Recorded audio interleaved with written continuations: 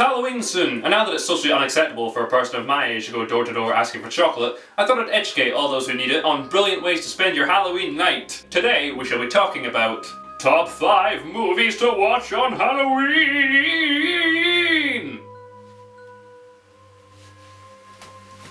Number 5. Paranormal Activity. Now, before Paranormal Activity became a franchise, it was an independent movie that was made with little to no budget in one location with few more than the two lead actors. The director, Oren Peli, managed to get the film played at some movie festivals where it was seen by some pretty well-known production companies. They initially wanted to remake the entire film with a bigger budget, but after a preview screening of the original where people were actually leaving the cinema because they were so frightened, they decided they should stick with the original.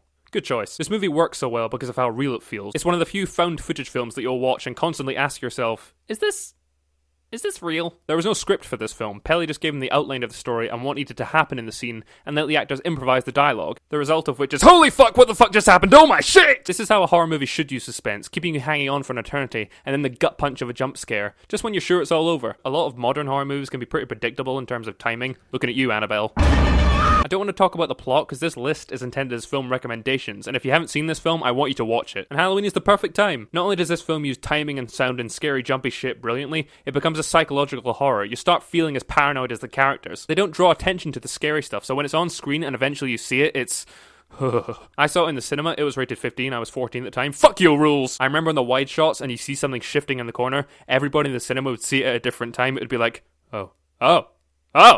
It makes you want to hide behind your pick and mix, but at the same time you can't take your eyes off it. A good movie, let alone a horror theme, shouldn't end after the credits are over. It should stick with you, and Paranormal Activity most definitely sticks with you. Scene to look out for. What is under the sheets? Number 4. The Cabin in the Woods. If unlike me you have a social life, you might be spending Halloween with friends.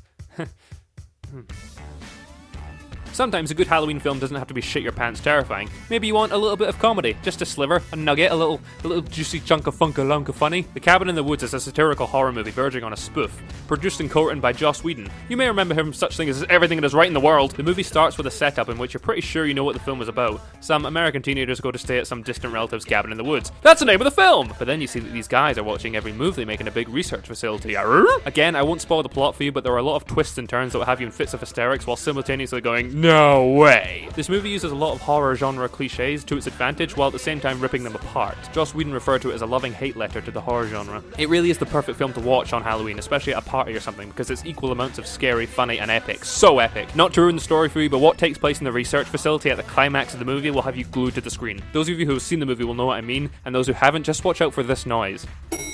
Enjoy. Scene to look out for? I'm never gonna see a merman. Number 3, 1408. This certainly isn't an underground movie, but if you ask somebody about it, they'll generally never have heard of it, which is a crying shame because not only is it one of the best horror movies, it's one of my favourite movies of all time. It's carried by the performance of the lead actor, in this case John Cusack. I always find it interesting when a film is essentially a solo performance. Depending on the actor, it can produce some really interesting work, like 127 Hours and to a lesser extent Phone Booth. One of the largest reasons this film works so well is John Cusack, and his reactions are absolutely what makes the film so terrifying. Guess what? I'm not gonna spoil the plot! I will, however, tell you this bit of the story, seeing how it was set up in the trailer. John Cusack's character Mike Enslin is a writer who goes to investigate supposedly haunted buildings and document his findings. You go into the film knowing exactly what you're about to see. The film even plays on this at the very beginning when you see Mike go off to some secluded inn in the middle of nowhere where there's a creepy old couple in a little cramped hotel room and you think, okay, here we go. But then he leaves and you're like, oh. The film is based on a short story by Stephen King, so you learn not to exactly trust everything you see. It turns out the haunted hotel is exactly what you didn't expect. It's fancy and bright and full of people. Slightly odd people, but who are we to judge, eh? One of the huge differences between the film and the short story is the backstory to Mike Enslin. Stephen King has said he loved what the movie did with the character, adding story that gave him a lot more depth. In the short story, it's just a haunted hotel, but in the film,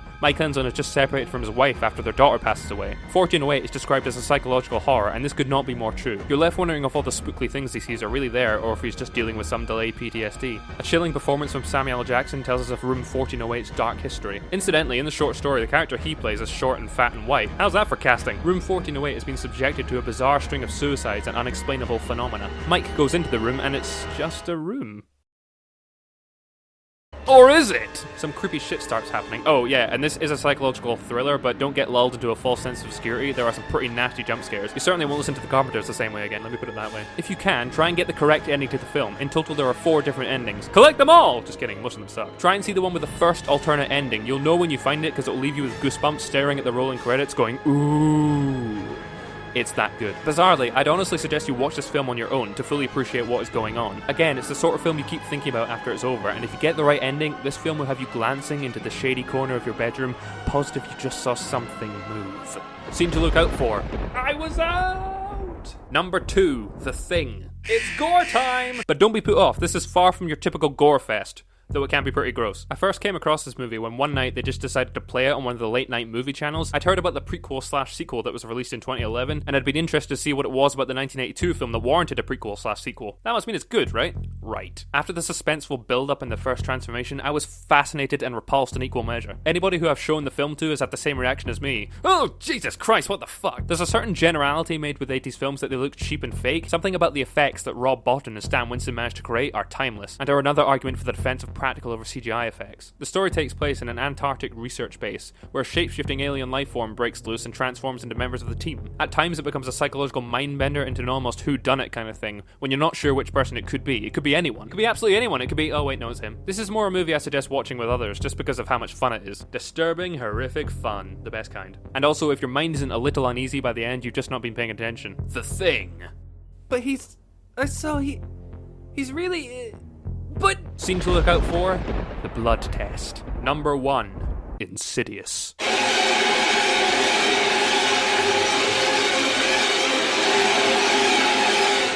Really? Seriously? Go to the toilet before you watch this movie. Thank me later. To this day, I wonder if I made the right choice going to see this movie in the cinema. See, in the cinema, you're defenseless. You have no other choice but to watch the giant screen in front of you and be absorbed into it. You can watch a scary film at home, you can go, oh, I'm just going to get on the drink. I'll go to the bathroom, yeah, then I'm going to go to China. See you later, yeah. Not in the cinema, though. In the cinema, I had no choice but to be shit my pants horrified at how amazing and terrifying this film is. A little like Poltergeist, Insidious centers around a couple whose son enters a comatose-like state and becomes a way for ghosties to break through into our world. This film, however, is nothing like what you expect. I went into the cinema with an inflated sense of arrogance. I know what this is about. Big build-up, scary chaos, twist ending. But then...